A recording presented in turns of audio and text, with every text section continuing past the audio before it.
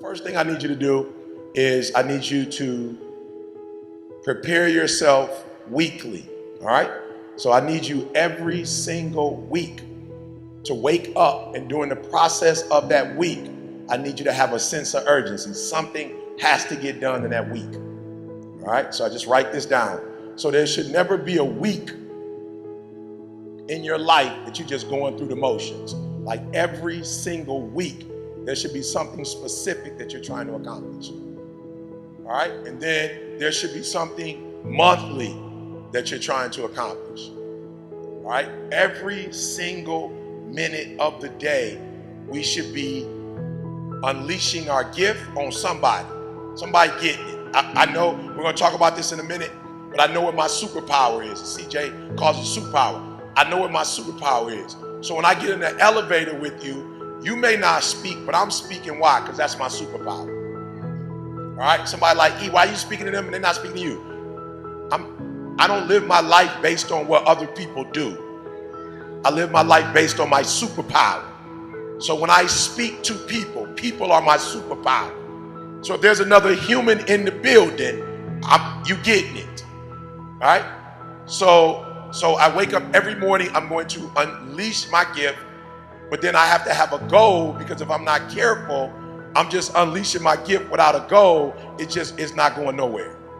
And so I have to give my goal, my gift, I have to give it a sense of purpose, a sense of order, a sense of direction. All right? So every day when you get up, your week should have a direction. That this is what you're seeking to get done in that week. This is how much money you should make. Oh, come on, somebody. Look, the reason why the $100,000 a week didn't come to you, because you didn't assign it to come to you. You didn't assign it. So you just randomly hoping it's gonna come. Now you have to assign it. You have to tell it which bank account it's going to. Oh, come on, somebody. You don't go to the bank and just give them $100,000. They want to know, is it your savings? Is this going into your check-ins? Is this the joint boy? Right? So every day, every week, every month, every quarter, every year, you should have a destination for your time, for your money, for your relationships. I had a really good friend of mine. I went to lunch and he said, I don't know who this guy is here in front of me. And he goes, let me ask you a question, honestly. Right now, what are you grateful for? And at the lunch, I said, jack shit. Nothing, brother. There's nothing good in my life right now. And I'm not exaggerating this to you when I tell you this, and this is a factual story. As I'm mouthing these words, two people walked in with an older man. Both of them clearly were fighting cancer somehow. Both had lost their hair. One of the ladies had a bonnet on, and they were barely moving in. Both walked by our table and gave me the most warm greeting, the warmest smile as a stranger. And he goes, that's pretty freaking pathetic. You can't find anything in your life to be grateful for right now. And on the drive home, I'm not kidding you, I started to stack gratitude. I started to take inventory. Because if you can find things to be grateful for in that space, man, is your life going to be rich when there really are external things to be grateful for. So my first mechanism out of that space was honestly to stack the things I was grateful for, and I started reinforcing it over and over and over again. And what happens is there's this reticular activating system in our brains, right?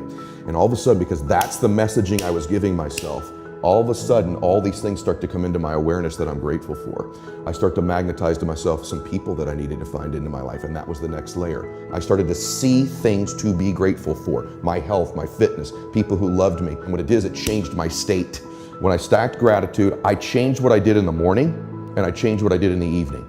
And so somehow by grabbing control of my morning and by grabbing control of my evening, I got some measure of control over the middle of my day.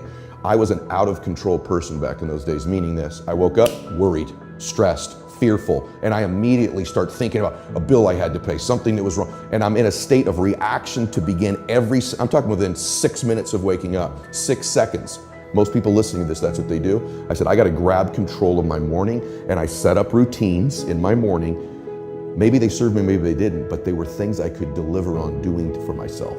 And so not only did that give me control over the day, but I started to stack my self-confidence too. And what were some of those things that you grabbed onto? Huge. So my morning routines are really detailed. I get up and I hydrate. The second thing I do every morning is I do something cold. Something cold. So whether that's I jump in the ocean because now I live in the ocean, but in those days it was taking a cold shower or splashing some cold water in my face or walking out when it was cold.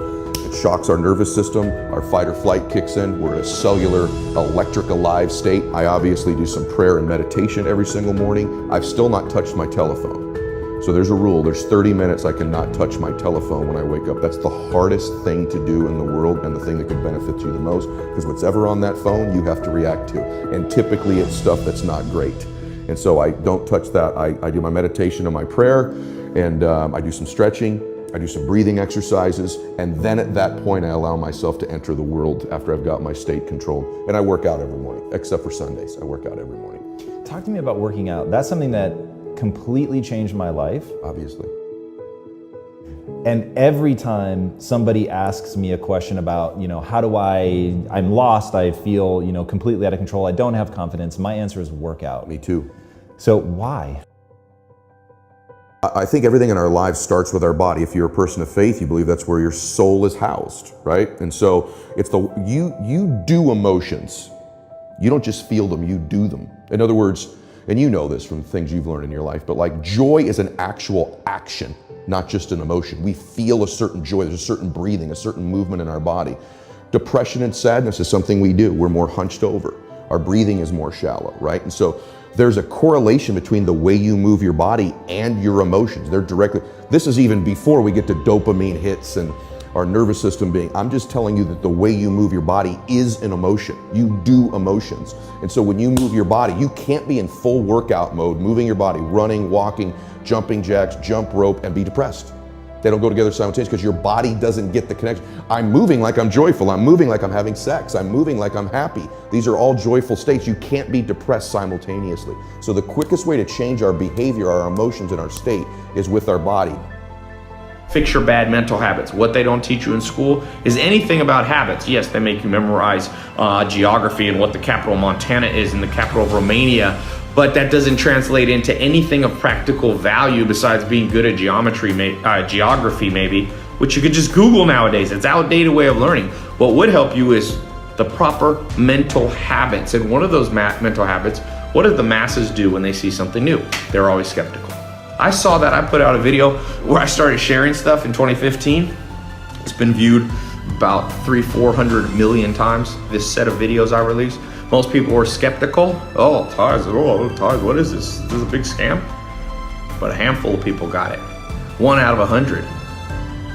And I don't like to say this because all the advertising compliance, but there's a stack of people who have become millionaires from those techniques. A stack of people have become gone from 0 to 6 figures. You should train for that. Just like, in school, remember they make you train, you gotta climb up the rope in PE, you gotta shoot a little basketball, they make you train with 9 times 9 is 81 and 6 times 6 is 36, all this training. What about the financial mental training? What about the habit training to have the millionaire mindset? Nothing. So there's this thing people think that like, I'll be happy when? Once I get like this big, amazing home, or once I get this car, or once I get this relationship, or an amount of money, then I'll allow myself some happiness. The problem is the finish line always moves. You never arrive there, right? The other part is people think, well, if I enjoy myself now, I'm gonna lose my drive. In other words, if I can just wire myself with enough pain all the time, I won't lose my drive or ambition. The truth is there's no correlation between the two at all. There's no relationship between you feeling complete pain all the time and losing drive. And so I talk about living in a state of blissful dissatisfaction. And really the best example of that would be like if you've ever, I love a good meal, right? If I bite into a great piece of steak, if you're a steak eater like I am, you take that first bite, it's like complete bliss, right? There's no correlation between how great that tasted and your lack of desire for the next bite. In fact, that bliss causes you to want more of it. And so the more we can begin to reward ourselves with bliss, we're not gonna lose our dissatisfaction. We're not gonna lose that. And so for me, our brains, there's dopamine hit you get when you do something successful. If you constantly cheat yourself out of that hit, right, biomechanically in your body, less and less in the future will you want to achieve the next level, the next dream, the next step. And that's why so many people stall out in life. They got to a certain point and they cheated themselves out of the bliss, out of the celebration. It's important that we celebrate our wins. We celebrate our lives because it causes us to want the next bite. It keeps us hungrier, not the reverse. And so for me, I want to live in a state of being grateful and blissful now, not waiting for some future place or date that may never arise. Growing up, my dad used to encourage my brother and me to fail. So at the dinner table, he would actually ask us, what did you fail at this week? And if we didn't have something to tell him, he would actually be disappointed. And I can remember coming home from school and being like, Dad, I tried out for this and I was horrible. And he'd be like, way to go, and high-five me. And it was such a gift what he was doing. I didn't realize it at the time, but he was redefining failure for me. And so failure became not about the outcome, but about not trying. And so, the fear of failure, as we all know as entrepreneurs, is one of the greatest fears in life. It's one of the things that stops us in our tracks and keeps us from trying something. And so I incorporate that in my philosophy at Spanx. We celebrate failures, we talk about them. We have oops meetings where I'll announce the oops that I have, and sometimes we have fun with it. We'll even attach theme songs to our oops and we'll play them in front of the whole company. But I think it's just so important to try to get the people that you work with to take risks and to be entrepreneurial and not live in a place of, I want to protect my job and feel like I'm not safe if I make mistakes. If you believe in what you're doing, many people will tell you, why you're mistaken, why it'll never work. But if you really believe passionately in what you're doing, just keep going, keep pushing on, and until you either succeed or at least you realize that it's just not going to happen. And then if you don't succeed, pick yourself up and try again. And ultimately, if you're that determined, you will succeed in life. And if you don't, you'll have a hell of a lot of fun trying. The people I know that are really happy are very self-aware. In fact, the best entrepreneurs I know are very self-aware. They're aware of their shortcomings, right? They want to improve them. They want to get to the next version of themselves all the time. And so for me, self-confidence comes because I didn't have it. And I think anytime you meet somebody like yourself or myself who might now appear self-confident, because I really had to find tools and resources because I was so insecure and shy and introverted. So I had to find techniques and resources to build that up in me. And for me, it's very simple. It's the promises that I keep to myself. If I have a habit over and over beginning to stack one on top of the other of keeping promises I make to me, not other people. In other words, the minute you begin to get external in your life, worrying about what other people think about you, right? You've lost all control. And it never fills you up. And people's admiration, people's gratitude towards you will never fill you up. It's your own. It's your own inside. And so for me, self-confidence comes from keeping the promises I make to myself. And the other part of it is being aware I'm doing it. In other words, most people don't give themselves enough credit all the time. They're very aware of these 20% things and not aware of the 80, right? And that's why the dosage is so important too. You've nailed it. It should be 80-20. Right? Because people get addicted to this. I'm not good at this. People don't like this about me. I don't feel good. Instead of focusing on the 80 and stacking it up. Wow, I did eat what I said I was going to today. I did get up when I said I was going to. I made the amount of phone calls. I treated people in such a way I promised myself. It's not just doing those things. It's rewarding it. It's being aware of it and stacking that up. When I work with athletes, the successful athletes I work with, when they're in a slump, it's never that they can't hit a ball anymore or make a shot or swing a golf club. They've lost their self-confidence. Somewhere along the way, they've lost the ability to focus on the things they are great at and stacking those promises they make to themselves. And the way I get them to break their slump is not correcting their swing or getting them positive. It's getting them to acknowledge the small promises, showing up to batting practice early, hitting that extra bucket of balls, beginning to reward themselves for the extra promises they keep to themselves, puts them back in a state of self-confidence. All of a sudden, they're hitting the ball great again.